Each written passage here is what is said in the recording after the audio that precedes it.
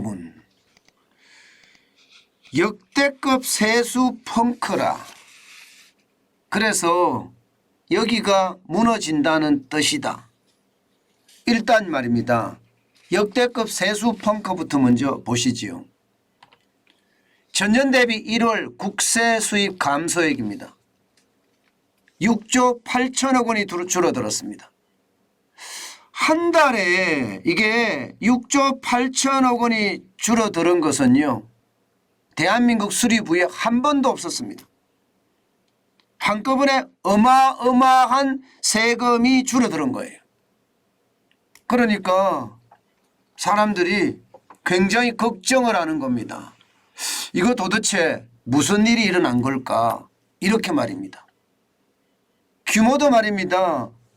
2022년 1월에는 49조 7천억 원을 거둬들였거든요. 그런데 2023년에는 42조 9천억 원. 그러니 6조 8천억 원이 줄어드는 것은 뭐 눈을 보듯 뻔하죠. 물론 2019년에 37조, 2020년에 36조, 2021년 38조보다는 많은 숫자입니다. 그렇지만 갑자기 이렇게 줄어든다는 것. 게다가 국회 본예산은 계속 늘어났잖아요. 1년에 50조씩 계속 늘어났으니까 세수도 계속 많아지는 게 정상이에요. 세수가 줄어들면 국가 운영을 할 수 없으니까 세수가 늘어나는 게 정상인데 너무 갑작스럽게 많이 줄어드니까 그에 대한 어떤 시장의 이야기는요, 좀 답답해집니다. 뭐 일단 정부에서는 그렇게 이야기합니다. 기저효과가 있다. 작년 2022년 1월에는 2021년에 이게 많은 실물 경제가 어려웠지 않느냐. 그래서 세금을 이월시켜 줬다. 뭐 부가세도 이월시켜 주고 법인세도 이월시켜 주고 심지어 말입니다. 소득세까지 이월을 시켜준 게 있다. 이게 1월에 받아서 이렇게까지 많이 늘어난 거다. 이렇게 정부는 이야기합니다. 정부는. 그렇지만 여러분, 이 구체적인 내용에 들어가 보면요, 이거 진짜 무섭다 이런 생각이 절로 듭니다. 왜냐하면 여기라고 하는 곳이 무너지고 있다는 뜻도 되는 거거든요. 자, 여러분 이거 한번 보세요. 당장 부가가치세가 지금 3조 7천억 원이 덜 거쳤습니다. 이게 여러분 2021년 1월에 이게 연기를 시켜줘서 2022년 1월에 거뒀다. 그래서 부가세를 굉장히 많이 거뒀는데 2023년에는 2월 시킨 게 없으니까 좀 줄어들었다는 이야기거든요. 그렇지만 규모가 너무 큽니다. 규모가 3조 7천억 원이나 됩니다. 규모가. 이게 2월이 됐다고 하더라도요, 규모가 이렇게 크다는 것은 여러분, 이게 시장에 위험이 있다는 거예요. 부가세라는 게 물건을 살 때 붙는 거잖아요. 그런데 이게 줄어들었다. 실제 2월이 안 됐다고 하더라도요, 1월 기준만 볼 때는 3천억 원 정도 줄었다고 합니다. 3천억 원. 그러면 여러분 소비가 지금 무너지는 거예요. 소비가. 부가세라는 게 물건 살 때 10%가 붙는 게 부가세인데 이게 소비가 무너진다는 이야기는 다시 말해서 말입니다. 경제가 안 돌아간다는 이야기입니다. 경제가. 그러면 경제가 안 돌아가고 부가세가 줄어들고 이게 어디예요? 실물 경제입니다. 결국 말입니다. 세수 펑크는 지금 부가세를 보니까 여기 실물 경제가 무너지고 있다는 뜻, 이런 얘기입니다. 실제로도 그렇죠. 소득세도 여러분 8천억 원이 줄어들었습니다. 소득세도. 이게 세수 중에 3대 소득세, 3대 세수 이러면 소득세가 1번, 법인세가 2번, 부가세가 3번이거든요. 이게 3대 세수라고 하는데 지금 3대 세수 중에 소득세도 8천억 원 가량 줄어들었다고 이야기하니 이게 시장의 불안감이 커질 수밖에 없지요. 예. 실제로 말입니다, 여러분. 실제로 이게 소득세가 12조 4천억 원 거쳤거든요. 전년 대비하면 8천억 원이 줄어들었다고 이야기하지만 이게 실질적으로 계산을 해보면요. 예. 1조 5천억 원이 덜 거친 거라고 이야기합니다. 소득세가 줄어들었다. 소득세라는 게 소득이 있는 곳에 세금이 있는 거잖아요. 소득세가 줄어든다는 것은 여러분 버는 돈이 줄어든다는 뜻이에요. 버는 돈이 줄어든다는 뜻이라는 게 예, 경제가 쉽지 않다는 이야기가 되는 거죠. 경제가 쉽지 않다는 이야기. 이게 해석이 굉장히 쉽습니다. 여기다가 법인세도 마찬가지입니다. 법인세도 예상했던 것보다가 많이 줄었습니다. 7천억 원이 줄었습니다.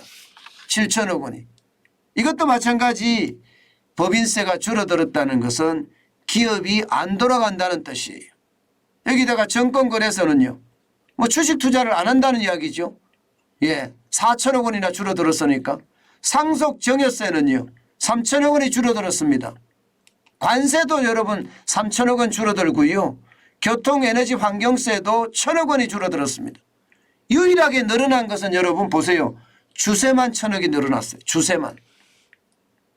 결국 예, 이 그래프를 보면 여러분들이 확실하게 느낄 수 있는 것. 결국 기업은 쉽지 않고 거래는 안 되고 예, 부가가치세, 실물경제는 무너지고 그중에서 주세만 늘었다.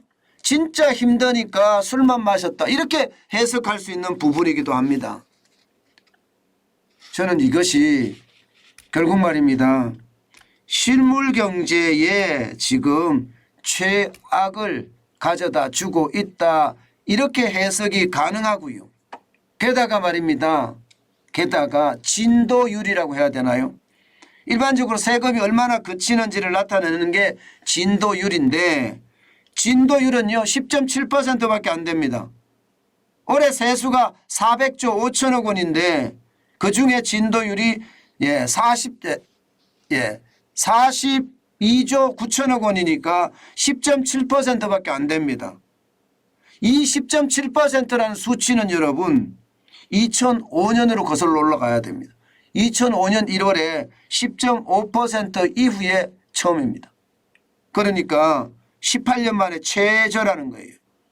최근 5년 동안의 평균이 12.5%인 것을 감안하면 올해 1월은 이례적으로 세금이 덜 거친다. 결국 지금 현재 불황이 현장에 닥쳤다 이런 얘기예요. 제가 여러분들에게 이게 불황이라는 거 우리도 모르게 와 있다 이렇게 이야기하지만 실물 경제는 진짜 어렵다는 이야기 제가 많이 말씀을 드렸습니다. 그것이 지금 현실화되는 거예요. 지금 경제가 계속 더 어려워진다는 이야기가 됩니다. 예, 여러분하고 저하고 이런 경제가 어려워진다는 이야기를 진짜 많이 했는데 그것이 현실로 나타나고 있습니다. 자, 문제는 앞으로예요. 앞으로 좋아질까요?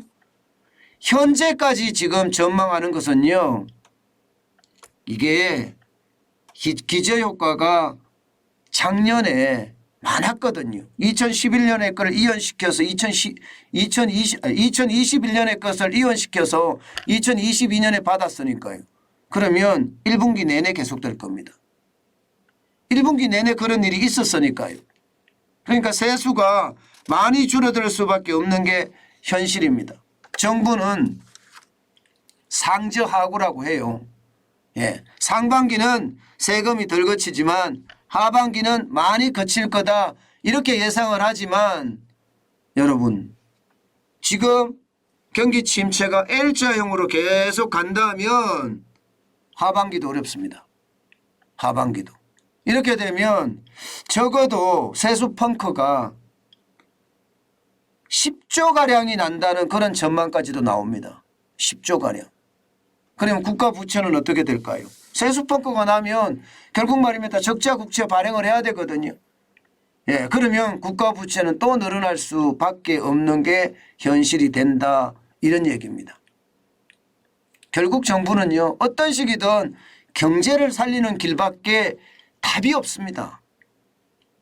소비를 진작을 시키고요, 수출이 더 잘 되게끔 막고요, 기업의 투자를 이끌어내는 것, 이것만이 지금 이 위기를 극복할 수 있는 방법이다.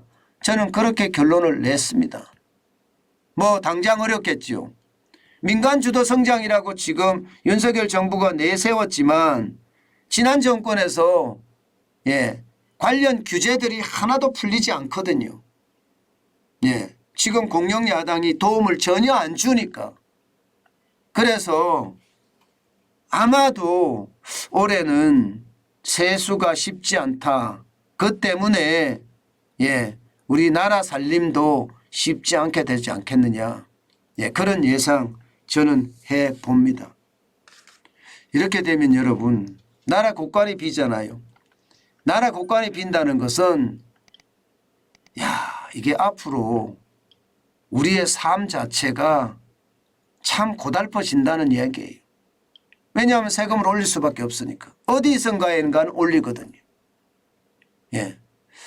저는 제발 윤석열 정부가 더 빠르게 개혁을 하고요, 더 노력을 해서 야당을 설득시키고 그래서 경제가 더 좋아지는 방향으로 저는 갔으면 좋겠습니다. 그런 게 협치 아닐까요? 협치. 지금대로 간다면 또 나라 살림의 상황이 더 어려워지니 참 답답할 노릇입니다.